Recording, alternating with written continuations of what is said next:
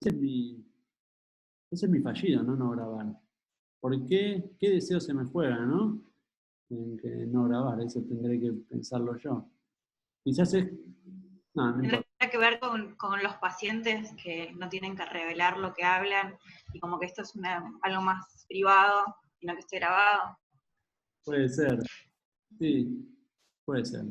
Eh, yo creo que la trampa de grabar es que en la conversación uno dice cosas que quizás no son tan precisas.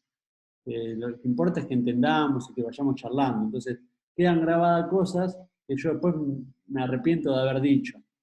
Entonces, me olvido de grabar, tiene que ver con mi deseo de que me gustaría que no quede grabado. Pero bueno, nada, vamos a grabarlo igual porque hay compañeros que se lo pierden. El archivo no miente, exactamente. Eh, pero un poco sí miente, porque una cosa es decir algo en un determinado contexto a partir de un comentario de algo, y otra cosa es que quede grabada una frase como si uno la hubiese dicho. Pero bueno, igual no pasa nada, tampoco esto circula demasiado más que entre nosotros. Estaba con esto. Bueno, el sueño entonces tiene determinados mecanismos para disfrazarse. No es que se hace de cualquier forma. Freud comenta ahí muy brevemente en la conferencia los dos métodos fundamentales del sueño, que son la condensación y el desplazamiento. La condensación es el método, eh, Freud dice, los sueños en verdad está como, el contenido está, el sueño está condensado. ¿Qué significa eso? Que si el contenido de un sueño son algunas pequeñas frases o imágenes, la interpretación seguramente requiera eh, producir un texto mucho más largo para entender el sentido del sueño. O sea, que los elementos en el sueño condensan. Por ejemplo, si ustedes, alguno sueña conmigo, por ejemplo, digo este ejemplo, no es que necesariamente sueñen conmigo, sino que eso quizás tiene diferentes valores. Puede ser psicólogo, profesor, o cualquier otra referencia, o varias, ¿no? Si yo sueño con una gorra, esa gorra quizás signifique gorra, vestimenta, policía, y todos los sentidos que puedan adjudicárseles a ese elemento que aparece en el sueño. O sea, que en el sueño aparece de forma condensada elementos que es necesariamente más de un elemento muchas veces. Un ejemplo interesante para pensar los sueños es que los sueños, dice Freud, son como jeroglíficos para interpretarlos. ¿Qué significa esto?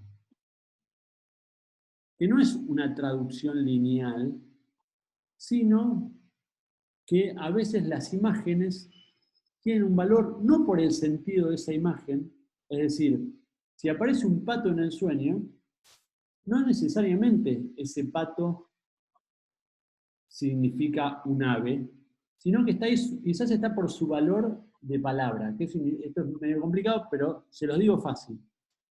¿Vieron esos juegos de niños en los que hay un dibujito de un sol, por ejemplo, y después un dibujito de un dado, y dice igual y dice sol dado? ¿Ubican esos? ¿Entienden lo que estoy Sí. diciendo? Aparece un sol, un dado, sol dado. A ver, tenía otros, había encontrado otros para decírselos. O sea que si aparece un sol y un dado, quizás el sueño no esté diciendo que hay que pensar el sol, el planeta y un dado del azar, sino que en general el valor de las imágenes que aparecen o las palabras tiene este valor que no es del sentido, sino que hay que pensarlo en relación a los elementos en continuidad. ¿Mm? ¿Se entiende esto que estoy diciendo? A ver, acá tengo otros pictogramas. A ver si los voy a compartir. Ay, compartir pantalla. Ahí van, ¿ven? Freud dice que el sueño tiene más esta estructura, que tiene esta forma. Si el contenido reprimido es el del soldado, bueno, no va a aparecer necesariamente un soldado en el sueño. Quizá aparezca un sol y un dado, o un sol arriba de un dado. Acá estos son muy sencillitos, pero los puse para que se entienda el concepto. Si por ejemplo, este es un... Bueno, son bastante malos, ¿no? El otro es básquetbol, un camaleón. Digo que los elementos que aparecen en el sueño hay que interpretarlos en relación a los otros elementos que aparecen, no por su sentido directo. No es que, soñé con un sol, entonces significa que estoy iluminado. No. En el sueño, los elementos aparecen con esta forma en que aparecen en los jeroglíficos, que solo se entienden en relación a los otros elementos del sueño. Y hay que pensarlos en ese conjunto. Pues si no, uno a veces interpreta, por ejemplo, el acto fallido que les daba, bueno, ahí está muy claro, ¿no? Cómo fue la palabra Pedro a reemplazar la palabra perro. Y además no solo porque el deseo de esta muchacha estaba en relación a Pedro, sino que la ocasión estuvo dada por la similitud de las palabras. Profes interpretan al revés, no entiendo, ¿qué significa? No entiendo la pregunta.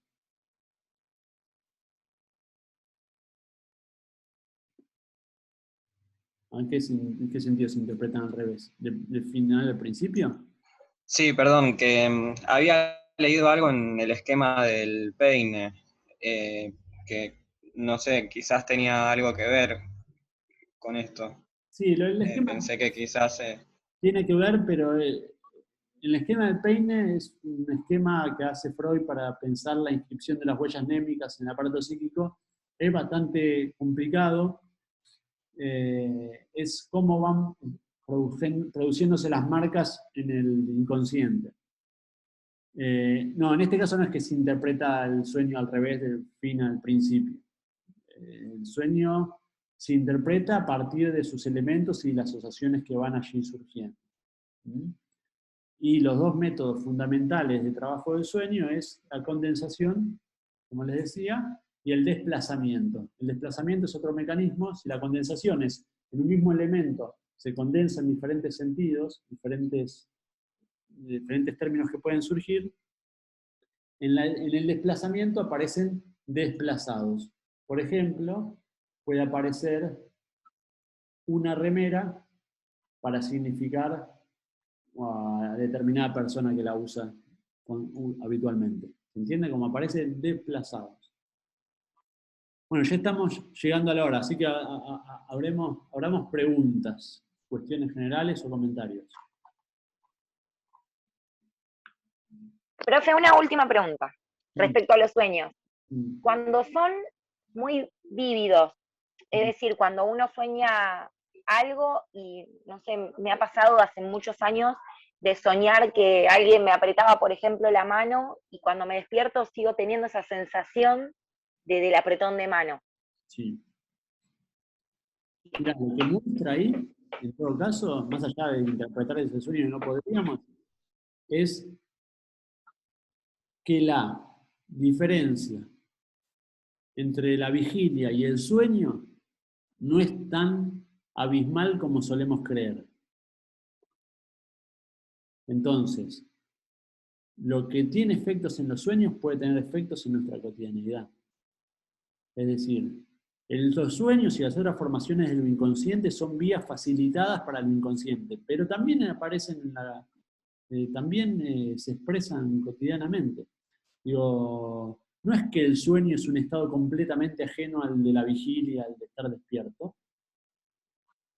sino que hay continuidades. El inconsciente no es que duerme durante el día. En el sueño encuentra una forma de expresión más facilitada, pero tu sueño muestra que entre el sueño y el despertar hay más continuidad de la que creemos. Es más, Lacan dice, que es otro psicoanalista, dice, a veces nos despertamos de los sueños para seguir soñando. ¿Qué significa esto? Nos despertamos de los sueños, esos sueños que son interrumpidos por la angustia, porque están por mostrarnos una verdad más verdadera que la realidad que vivimos cotidianamente. Entonces, preferimos despertarnos para olvidar eso que los sueños nos están mostrando. No sé si se entiende lo que estoy diciendo. Como para evitar la angustia. Exacto, si hay determinados deseos que nos angustian mucho, porque son muy contradictorios con lo que deberíamos desear, nos despertamos para no saber nada de eso. En verdad, entonces, nos despertamos para negar algo que existe, un deseo que tenemos. Entonces Freud dice, Lacan dice, nos despertamos para seguir soñando, en el sentido de negando algo de la realidad. De hecho, nunca me pasó a mí, pero sí he escuchado comentarios de gente que por ahí dice, soñé con algún familiar o que causa mucho dolor y se despiertan llorando. Claro. Es como que se corta y se interrumpe el sueño porque provoca mucho dolor. Exacto. Sí. Y a mí lo que me pasó es de que, o sea, sueño, lloro, en el momento me levanto llorando, sigo llorando, pero tengo una reangustia en mí y después, bueno, como que presiento que va a pasar algo. Después es como que sueño que a tal persona le va a pasar algo y le pasa. No sé qué es lo que quiere decir eso. Eso ya no es del orden de lo que podamos analizar. Sí podemos analizar que cuando uno se despierta llorando de un sueño produjo angustia, es porque produjo angustia, hay un deseo que produce angustia. Y el tema de esto de los sueños como premonitorios, Freud lo que dice es bastante. Freud era muy poco místico, ¿no? Era muy poco, no creía para nada en ningún tipo de misticismo, de sobrenatural. Entonces él lo que dice es que muchas veces pasa, esto, bueno, quizás es muy fuerte porque lo que acabas de decir vos, Vanessa, pero primero hay casualidades, ¿no? Puede pasar uno que sueñe algo y que algo suceda semejante al sueño, por mera Pero casualidad. casi siempre, o sea, como por ejemplo a mí me pasó como 3 veces. Muchas veces puede pasar que deseemos algo que puede efectivamente pasar, ¿no? O sea, y a veces son los deseos, tenemos que entender que no responden a la moral que nosotros creemos. Entonces, muchas veces inconscientemente le deseamos el daño al otro. Por más que en el... Pero, profe, sí. Ahí me interactúan los miedos también. O sea, el medio, cuando ella dice medio premonitorio, hay los miedos que son latentes que uno los arrastra también cuando no va a dormir. Pero yo, por ejemplo, mis sueños desde que soy padre cambiaron por completo mi forma de dormir. Bueno, desde que nació mi hijo. Completamente. Lo que pasa es que los miedos, Rodrigo, por más que uno le generen rechazo, los miedos muchas veces también están sostenidos en deseos inconscientes. Tenemos miedo porque tenemos deseos que son terribles. Como padres, pasa mucho que uno desee, y es horrible, pero en algún punto sucede, que le desee un daño a su hijo. Parece que es imposible que uno piense eso, ¿no? Como, ¿cómo? Pero en verdad es lo normal del mundo que en un momento de un niño llorando uno lo odie y quiera tirarlo por la ventana. Entonces, esos deseos a veces nos dan culpa y esa culpa se transforma en temor de que suceda eso que desee un día. Muchas veces los miedos son la transformación de un deseo intolerable que viene bajo la forma del miedo. Y funciona un poco así, un poco como cruelmente. Así que deseaste eso, entonces ojo que puede pasar. El miedo muchas veces... Y podría ser también al revés, decir, deseo tanto que esto no suceda, que lo termino interpretando en el sueño como que pasa. A ver, dame decir. Por ejemplo, no sé, no me ha pasado, pero no sé, yo tengo mucho miedo con los ahogos de mis hijos. Tengo siempre miedo que se ahoguen con algo. Entonces estoy continuamente, sacate eso de la boca, no te lleves eso de la boca. Y a veces termino soñando que ahí se ahoga. No me pasa muy bien, me habrá pasado en alguna ocasión. pero sí terminar soñando que se ahoga y levantarme muy angustiada por el miedo que me provoca eso. Por ahí puede ser que deseo tanto que no pase, o me angustia mucho que eso pase, que lo termino proyectando en un sueño. Yo creo, insisto, Freud es taxativo. Todo sueño es la realización de un deseo. Lo que pasa es que los deseos no son cosas lindas necesariamente. Sí. A veces deseamos cosas terribles. El tema es con esto, ¿qué hacemos con esos deseos? No quiero decir que desees que ahogás a tus hijos, porque no es literal la cosa también. Habría que interpretarlo ese Por ahogo. ahí se atoran con algo, eso me genera mucho miedo, Bueno, y habría por ahí estoy que ver continuamente meterte eso a la boca. ese atorar, ese meterse algo a la boca, ¿qué significado tiene para vos? O sea, ¿qué significa ahogarse? ¿Qué valor tiene para vos? Porque probablemente, sí, están en relación. Lo que te da miedo, fíjate, lo que te da miedo después aparece como realizado en el sueño. Evidentemente hay un deseo en juego ahí que debe resultar intolerable. Lo interpreto mal, ¿eh? Te lo interpreto como si Sí. de forma ficticia. Un clásico en las madres, ¿no? El ahogo es el que muchas veces sienten las madres, ¿no? El ahogo que producen los hijos, el no poder ni respirar, el no poder ni comer en paz. Bueno, uno podría pensar ahí que algo de ese deseo propio se Puede ser más algo que me ahoga a mí que a ellos. por ejemplo, se me ocurre, es una mala interpretación porque estamos acá en este contexto. Sí, no, Pero bueno, claro, no sé el resto del sueño, no lo claro, recuerdo, pero... lo que dice Freud es, ustedes o sea, si uno hace el ejercicio, puede llegar a descubrir cuál es el deseo que habita en ese sueño. El deseo ahí el deseo estaría eso, habría que ver qué significa el ahogo. Porque como le decía, que uno sueñe con ahogo no significa que sea un ahogo literal. Habría que ver esa palabra, qué valor tiene. Una deuda, Por puede ejemplo, ser una deuda que tiene atrasada, o eso No, lo o por está ahí algo sofocando. de sofocar, claro. sí, Algo Claro, más algo de que te sofocar está, que otra cosa. también debes mucha plata, por ejemplo, y eso sentís que te ahoga. ahí vamos por la vía del sentido, y lo que vieron, lo que yo quería mostrarles con los pictogramas, que a veces es la palabrita esa, que voy a inventar algo, pero quizás habría que dividirla y es ahogo. Y Ogo era un amigo tuyo de la infancia, no sé, ¿entendés? Entonces, en verdad hay otra cosa que están poniendo en juego.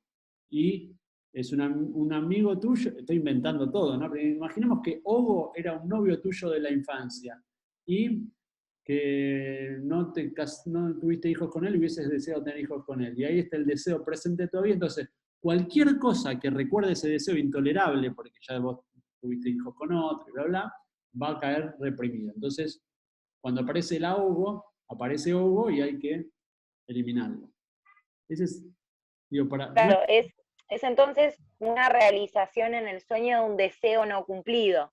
de un deseo No necesariamente de algo que no quiero que suceda, sino exacto. de un deseo que sí tiene que... eso es lo que quería, Sí, más que nada, entender en el concepto. sí, es la Pero realización. lo mismo de los sueños, él en un momento habla también de los recuerdos reprimidos, que uno muchas veces no entiende por qué está reprimido también.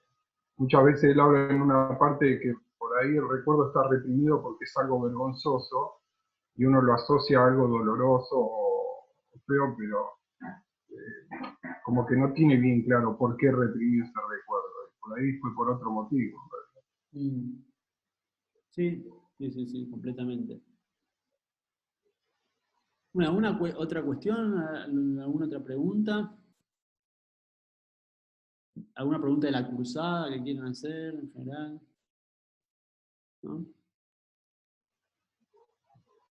Bueno, El examen va a ser, el final va a ser un examen nada más. O sea, no hay exámenes previos o hay parciales. a ver, hay dos notas, dos evaluaciones. Ah, Van a ser, una son las actividades semanales obligatorias, sí. que tienen que hacer el 80% como mínimo, y otra es un breve textito de 2 páginas analizando un concepto, una cita. Después les voy a dar bien la consigna, pero va a ser un breve artículo de 2 paginitas. que tengan que escribir. ¿Mm? Bueno, seguimos la semana que viene. Profe, yo quería hacerle una breve consulta sobre los libros. Hay una edición que es de siglo XXI, que son tipo colección de Freud. Sí. Sé que siempre recomiendan los de Amorortu, los verdes, pero esos, los del siglo XXI, ¿qué tal son? Mirá, hay una diferencia sustancial entre las dos versiones. A mí me gustan las dos. La de Amorortu, hay dos traducciones de Freud importantes. La que está por la editorial de Amorortu y la otra que es la de López Ballestero, que es esta que vos decís del siglo XXI.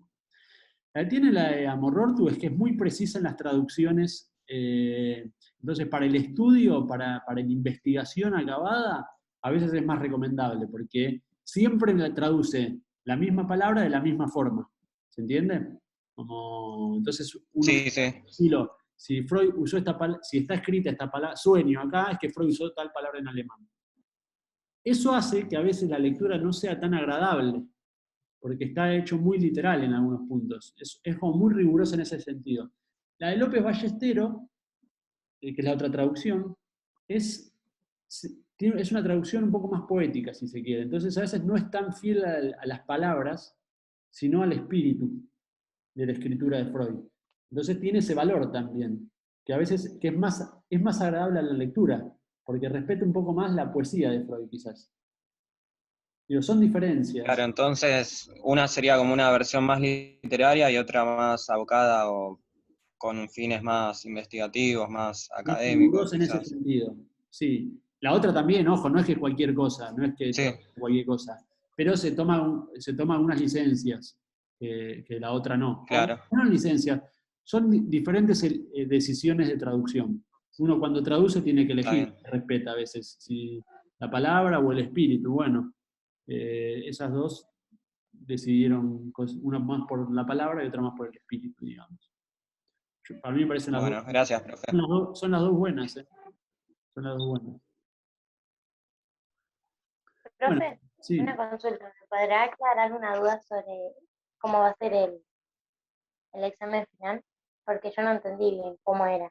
Va a ser un breve artículo de 2 carillas de elaboración de ustedes a partir de un concepto que quieran explicar, algún texto, algún tema. Va a ser amplio, digamos. Va a ser un trabajo de elaboración de ustedes de 2 páginas de un concepto, de un tema, de algo de su interés. Ahí me quedó claro, muchas gracias. ¿Cómo? ¿Se entendió? O sea, quizás vos decís, bueno, yo quiero Sí, ahí me quedó claro, gracias. Quiero explicar el concepto de inconsciente. Voy a hacer un artículo de 2 carillas sobre el inconsciente. Yo quiero elegir un acto fallido e interpretarlo a partir de Freud. Bueno, es otro trabajo posible. Después igual los voy a orientar un poquito más para que sea un poco más sencillo para ustedes y no sea tan amplio, pero la idea es esa un poco. Bueno, seguimos la próxima. La próxima entonces retornamos al horario de los martes. Bueno, que tengan un buen... Bueno, gracias, profe. Hasta la Gracias, próxima. profe. Gracias. Chao, profe.